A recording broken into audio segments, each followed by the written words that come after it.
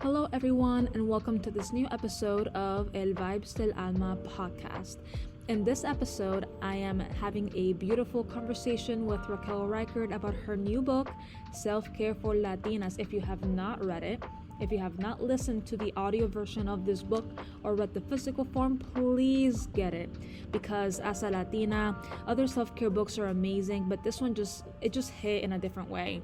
It definitely hit home, and I'm so glad that I heard it. There were so many things that she shared that I never heard anybody else express. And when she put a name to it, it just changed my perception of it. So definitely get this book. And also, with that being said, please give this podcast a rating. That way, more people can find these conversations for spiritual growth, for self evolution. And if you know of someone that would benefit from this conversation, please share this episode with them. So, without waiting too much longer, let's continue listening to this vibe that we have in the background for the music until we get to talk with Raquel.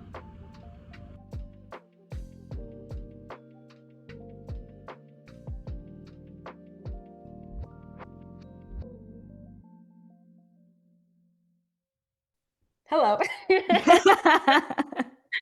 Hello, everyone. Welcome to the podcast. In this episode, we have Raquel Reichard, who is an award-winning journalist, editor, author, producer, and speaker with nearly 10 years of journalism experience. She is a leading voice in Latin media and is currently the deputy director of Somos Refineries 29. Raquel also has an educational nonprofit serving Puerto Ricans in Central Florida, and she also has Her Storia, which is a history project about Latin American women and gender-neutral Latina American persons. Lastly, because there's so much more that I can shout you out about, Raquel leads a monthly brunch for Latinas in media and technology in Central Florida, and is also a mentor with the Latinas in Journalism Mentorship Program. All this to just say that I'm so grateful that you're here with me today. Thank you so much for inviting me. I'm so happy to be here. I Yay! needed this. We're here, we're chilling, we're gonna Latin out. But the first question that I usually ask everybody that comes on is like, what kind of led you down your spiritual journey or like a wellness journey? That's a good question. So I grew up in a Pentecostal church. So I guess I can say I've always had a sort of, just a spiritual life, Mhm. but it looks very different now than, of course, it did then. But in some ways, in some ways the same, right? When I think of like wellness though, and like the beginning of my wellness journey and how that looks right now, I would say that it started, I would say this was planted when I was in college. Mm. And I went away for college. I went to New York and I was living with my aunt. She is just was just such a different representation of a Latina for me. I grew up in a home, watching my mom, watching my abuelitas, um, give themselves entirely to their families and having nothing left for themselves. And so I went and, I was living with my aunt and I saw her who was married and had children, but also maintained, relationships and friendships um, with, homegirls and nurtured those friendships and went out without her partner. And, just I saw her feed herself in different ways, right? Not just through being a mom or being a wife. And that for me was, I guess, permission to do that for myself. And I wouldn't say I say that's the time when the seed was planted, but it was just a few years after that where I started actually living more intentionally in a way where I was not just serving those around me, but I was also serving myself. So not an either or, but a and, right? We can do both. And I think watching her do that is what showed me that that was possible and gave me permission to do so myself. Yeah, and that's beautiful. Like sometimes we need to see that example to be like, oh wait, that's possible. Yeah, Yeah. because you don't think that's possible when that's not what you've seen, right? Yeah. So, yeah, the I love power of representation. so important. It's so important. And in your book, the self-care for Latinas, because we're definitely going to talk about this, because we need representation out there. Like we need self-care too. Something that you talk about is that syndrome of giving completely of oneself, which you coined as Marianismo. Right. So I can't say that I coined this. Okay. So Marianismo is a cultural gender role script in the same way that machismo is a cultural gender role script, right? But machismo is placed on Latino men, and Marianismo is placed on Latina women. And they both work together and they both sustain each other. And so, in the way that machismo values aggression, dominance, and like sexual prowess from men, Marianismo values modesty, submissiveness, and Mm, self sacrifice, right? And, these are, we might have not known this word. I think we're more familiar with machismo than we are with Marianismo. But even if we don't know this word, I feel like we all, when you name it, when you hear what it is, you can spot it in your life, right? You can see the ways in which it showed up for you growing up, the way these messages were taught to you growing up. Um, and I mean, it's a very colonial concept. It actually, when Spanish imperialists came to Latin America, and forced, right, Christian conversions, this was a part of that yeah. process, right? Marianismo comes from Virgin Mary, Hmm. and so it's a colonial concept and one that has sustained and one that hurts Latinas, but I think also hurts us all. Yeah. Like the reason why I asked if you like or said you coined it is because I actually never heard of this term before. Yeah.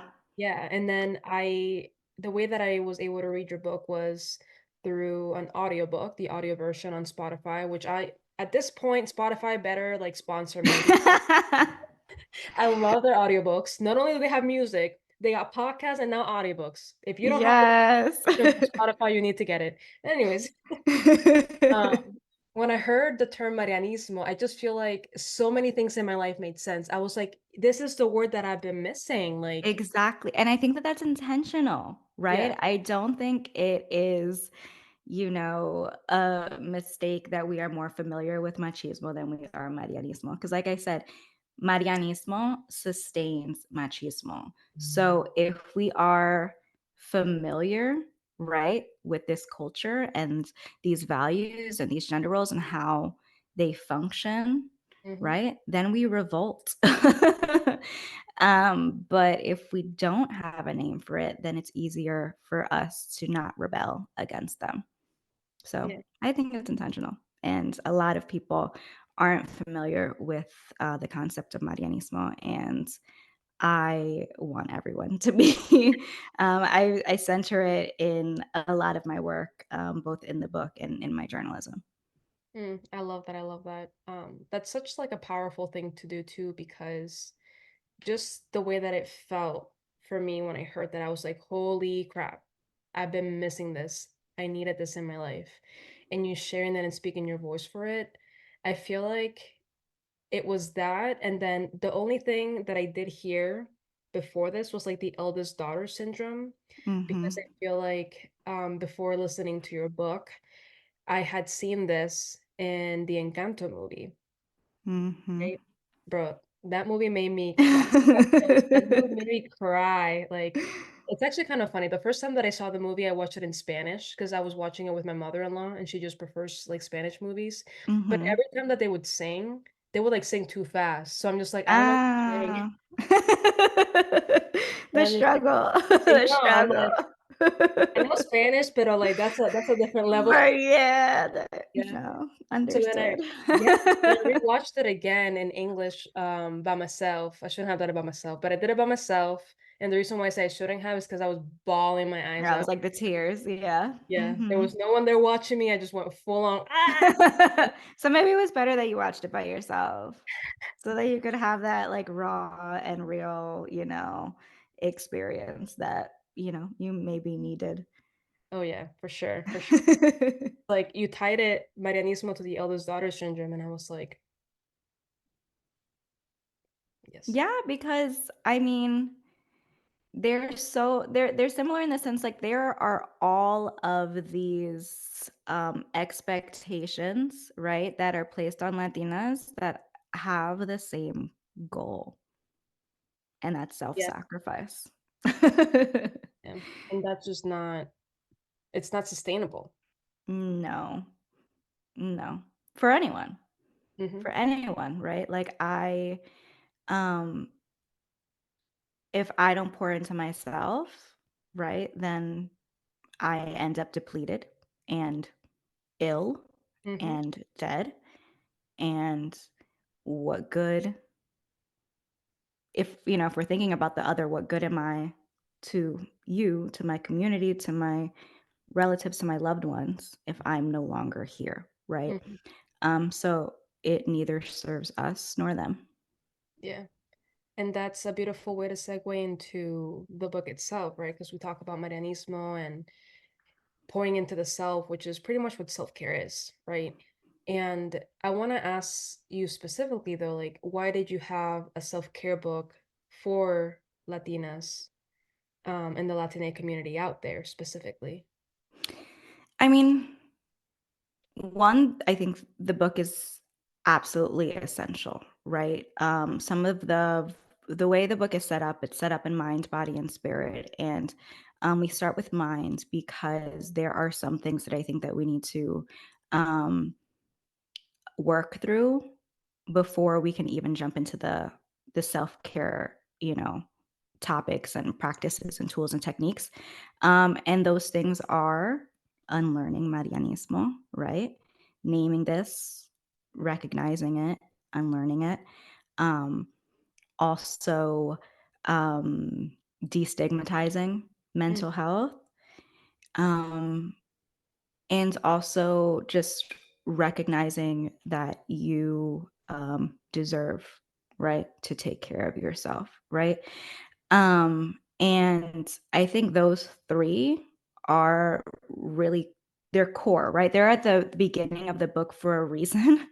yeah. And like these are a lot of the reasons why we as Latinas don't prioritize self-care, right? Because of a culture that tells us that to be good is to be self-sacrifice. So we feel like pouring into ourselves makes us bad or makes us feel guilty or shame about something. Um, because we've, stigmatized mental health, right? Have thought of it as something that doesn't happen to us. It happens to the gringos over there. Or it means like you're like I hate to use this word, but it means like you're like crazy, or because you feel a sense of guilt, right? Especially as someone who maybe if you are the child of immigrants, or grew up in a lower income family where you didn't see your elders, you didn't see the people who cared for you, care for themselves, right? So you feel like guilty, that you feel guilty doing those things, right? And so those are some of the reasons that those are some of the barriers we've had um, in caring for ourselves. And so I needed to name that from the jump, right? These are things that we have to unlearn in order for us to actually care about this and adopt the tools, right, to care for ourselves. And then throughout the book, I'm not just naming tools, right? I'm not just offering tools like journaling and, giving yourself a bedtime, my God. Oh my breathing exercises, like Sorry to interrupt you, but you saying the tools just reminded me of oh my God, there was one that I had written that I love that you wrote about like breathing in the ocean waves Mhm. and then like damn it. Maybe I shouldn't have interrupted you. I have to go back Yeah, to it was one of the breathing exercises, that I shared in the book. But along with these exercises, along with these tools and techniques, what I also offer is why we need to practice, right? These self-care exercises. And that is because we as Latinas live in, grow up in a culture of Marianismo, but also grow up in a capitalist culture here, in the Western world, that demands so much of us in the same way that like Marianismo does. And I mean, also in addition to um, culture, we also live under oppressive systems, right? Oppressive systems that incarcerate, our loved ones, oppressive systems that separate us from our loved ones, oppressive systems that remove our bodily autonomy, right? And so the ways in which this impacts us mentally, physically, and spiritually. And then we're also humans like everyone else who experience loss and grief. Um, some of us experience microaggressions, the regular everyday stressors, right? And so these are all the reasons why we need to practice self-care. And so I just think it's important to name the ways, the systems and cultures that make us unwell, right? And recognize all the things that make us unwell so that we can see why we need to adopt these tools to take care of ourselves. So I'm sorry, that was really long. No, it's perfect. It's perfect. And I interrupted you. My bad for that. It's But okay. It's okay. girl, I just when I heard, well, okay, everybody here, I totally forgot it, and I think I deleted it from my notes. So if you're listening to this is even another reason why you should get this book. So you can find the breath work exercise with the ocean, and then hopefully you'll Yeah. So it's a breathing exercise, and so instead of saying like count 5 times, or I think of it as, okay, y sitting at the beach, you're lying down at the beach, as the water comes up, breathe in and then breathe out, right? And just like follow the waves in that way. The sort of the ebbs and flow, right? Let that allow your breath to follow the ebbs and flow of the water. yes, yes, yes, yes. And I love it so much because all of the okay, so back to the different things in the setup of the book too, with calling everything out from the get. And I think that's beautiful too, because I was just like, when I was reading it or listening to it, I was like, heck yes, heck yes, heck yes. Like I needed to hear or read Mhm. everything that you called out. And there were times where I was like, oh my God, I need to give this to my mom. Oh my God, I need my sister Yeah. to read this. And my mom is not very good at reading books. So mom, if you're listening to this, I'll Neither get is mine. I know, yeah, I'll get you on Spotify and then we can listen to it together.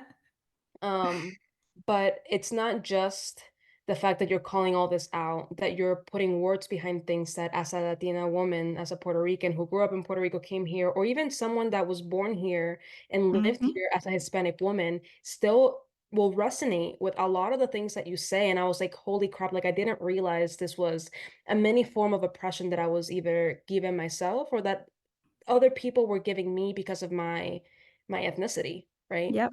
It's violence, and violence is not normal, but it's become normalized, Yeah. right? And so it's like when you read actually like this, or hear, actually this is not okay and this causes harm, you're Yes. like, wait a minute.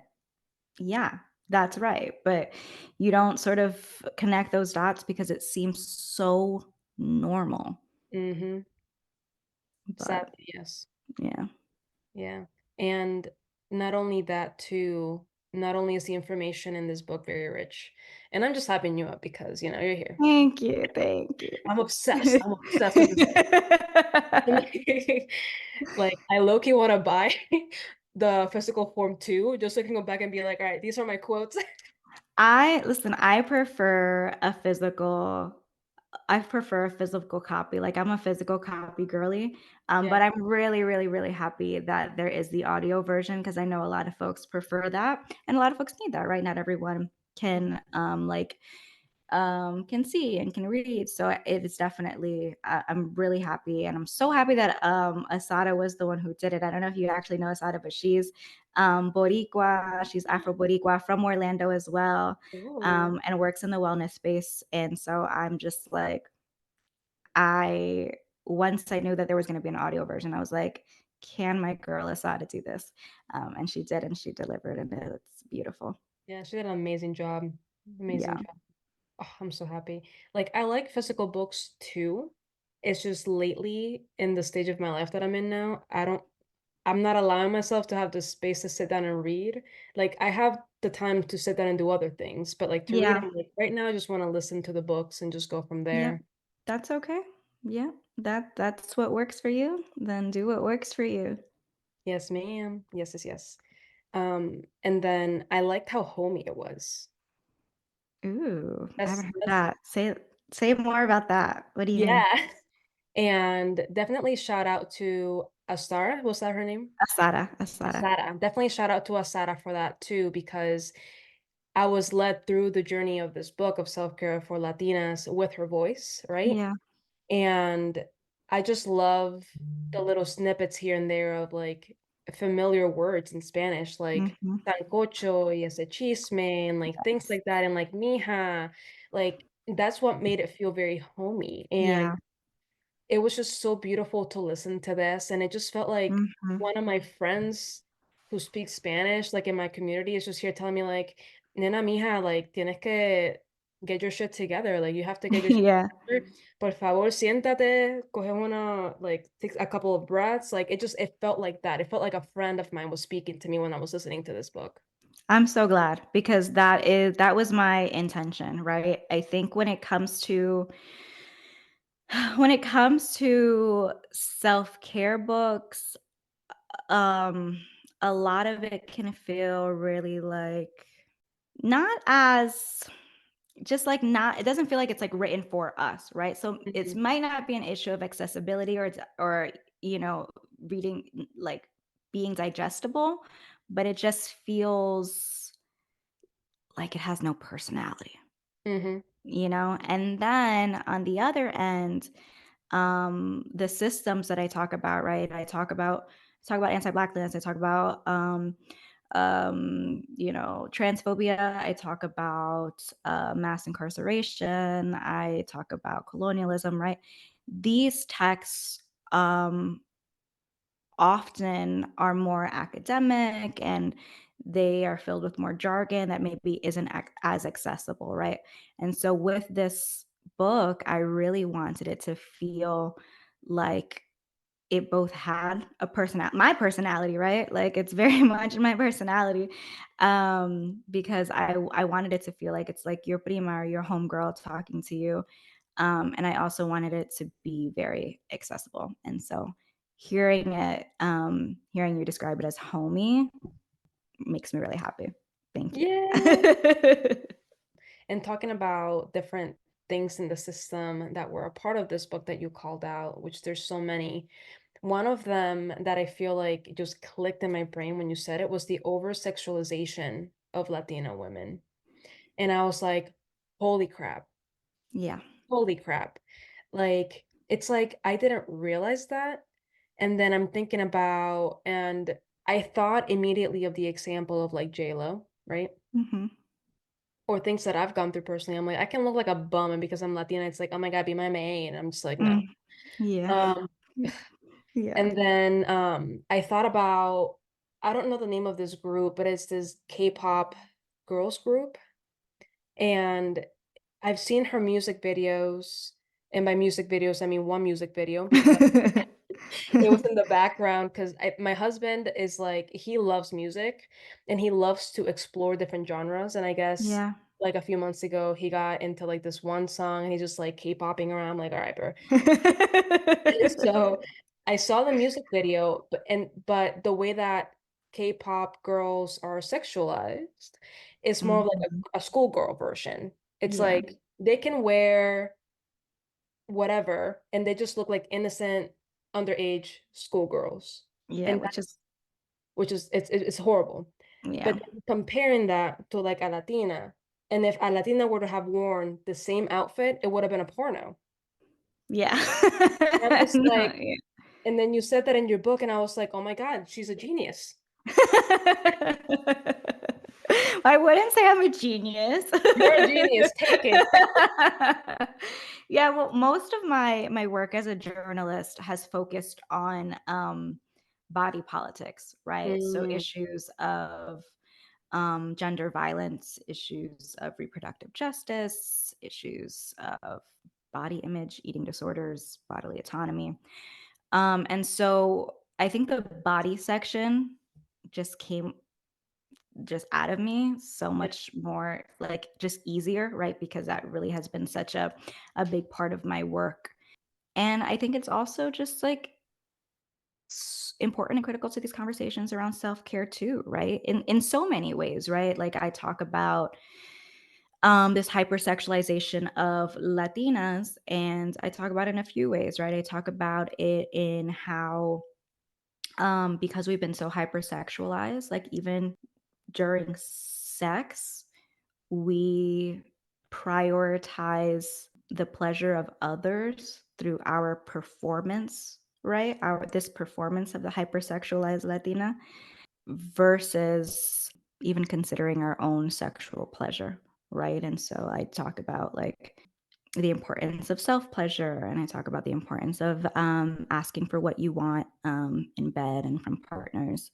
But it's also, you know, hypersexualization it can skew the way we think of ourselves, right? And how we view ourselves.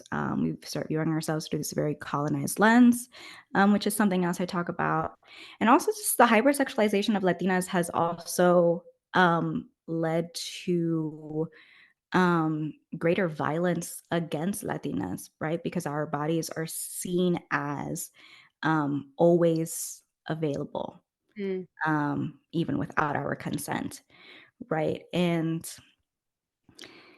yeah, it's heavy. The book can definitely get heavy in some areas, but also that's our lives. That's like a lot of our experiences. And so those things need to be addressed. they do. They do need to be addressed because if we keep them under the covers, you're never going to be able to clean the dust that's left behind. It's just this book. This book has so many beautiful things, and you talk about it in different ways, and by that I mean is you shout everything out at the beginning, and then after you shout everything out, you have the section of the mind, body, soul, like how you talked about, Mhm, and then you go deeper into those different things belonging to whatever section they belong to.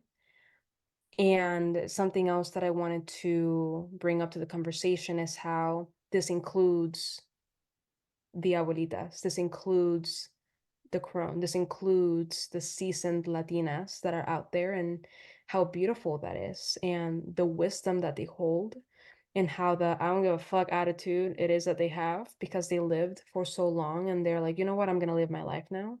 Uh, mhm, and mhm. this is also a section. I remember you reading this section out for that poetry event that we were both at. Yes, yes, yes. Yeah. Embark on your Señora era. Is that the Hmm. one? Hmm. Yeah. Yeah, so I saw Señora era trending, and I love that trend. I love that TikTok trend because, like, that's who like, I'm an abuela, like, and I have always been, right? Like, I'm 33 now, and so a lot of my friends are now, like, not going out to clubs anymore. Like everyone's going to sleep early. And I'm like, thank God y'all are finally on my level because I've always been on this wavelength, right? Like I've always been an abuela. I've always been called the grandmother group. So when I saw that this Senora era was trending, I was living for it. But then I was thinking a little bit more about it, right? Because it's not just reels or TikTok videos of you, on your rocking chair and drinking coffee, right? Like yeah, like that resembles an abuela experience, but also like it's the why, right? I'm really interested in the why. And so there's so much, I think, wisdom that we can gain from our elders, so much.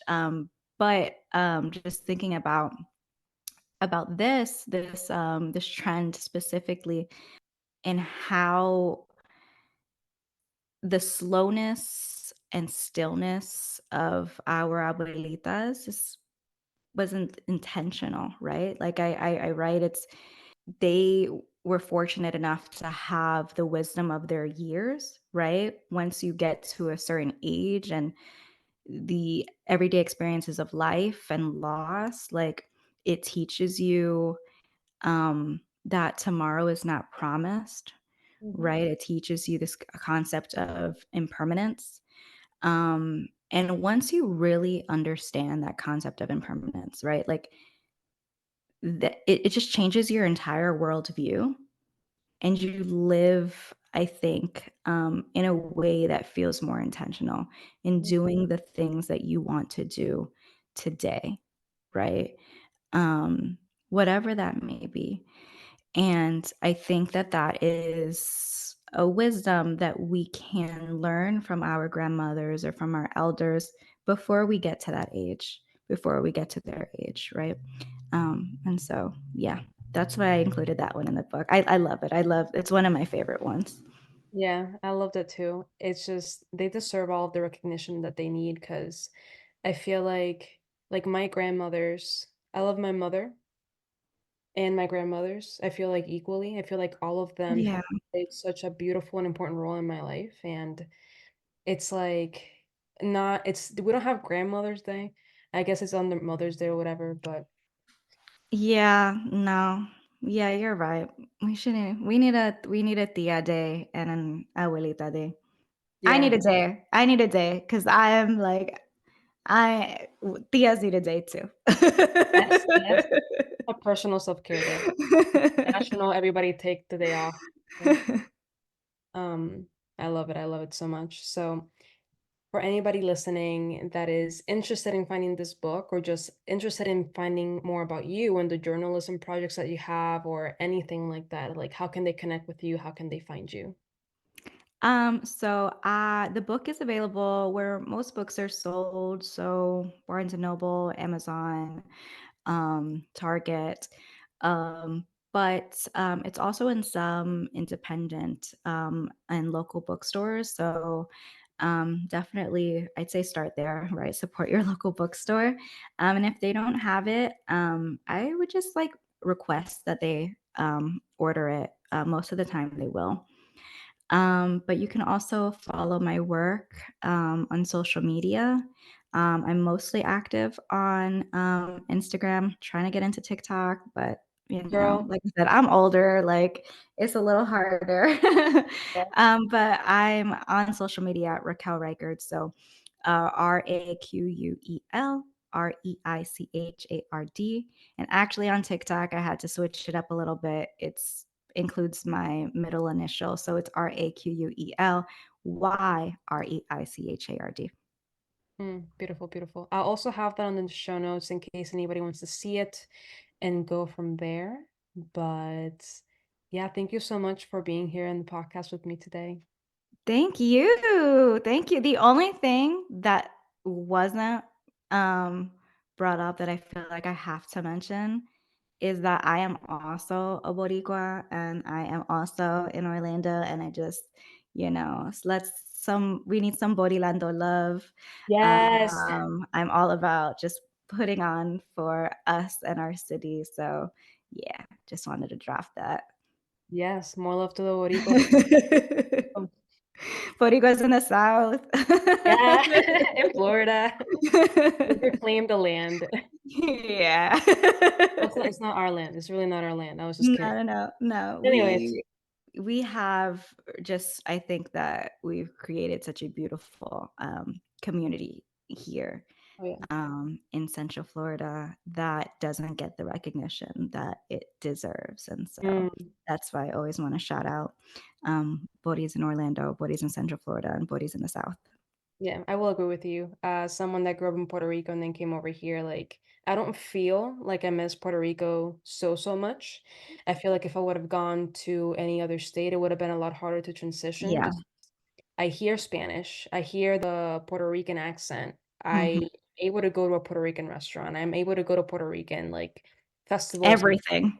Literally, there's like a Literally. sunset. There's a sunset No, festival. there's a Sunset, there's an Orlando. I mean, we have all of the universities. There's an Orlando campus, Hmm. like the colleges. Like it's spectacular what Yeah. Moody's have done here. And so yeah, I'm just hyped. I love being a floaty body. Yeah. Oh, I like that. Floaty Woody. Yes. Well, with that being said, again, thank you. And yeah, for those listening, go to the show notes, find your book. Thank you so much. I really appreciate this. This was lovely. Yes, I love this episode so much, and please, please, Spotify sponsor me. Darn it, I can't speak highly about Spotify enough. I vouched for you before Apple Music was a thing. I'm a Spotify person. F Apple Music. Just kidding. It's doing its thing, but still, Spotify's better. Anyways, whenever they sponsor me, I know that I'll make it. But either way, yes, share this episode with someone that you feel would benefit, and definitely get Self-Care for Latinas. If you have Spotify, they do have the audio book included in your premium subscription. So you should be able to listen to it if you have premium for Spotify. If not, you can get it on Audible, you can get it on Spotify, you can get it in any one of the links that I have in the show notes below. But thank you for sticking with me this far, and I hope that you enjoy the rest of the vibes for this chill ass song.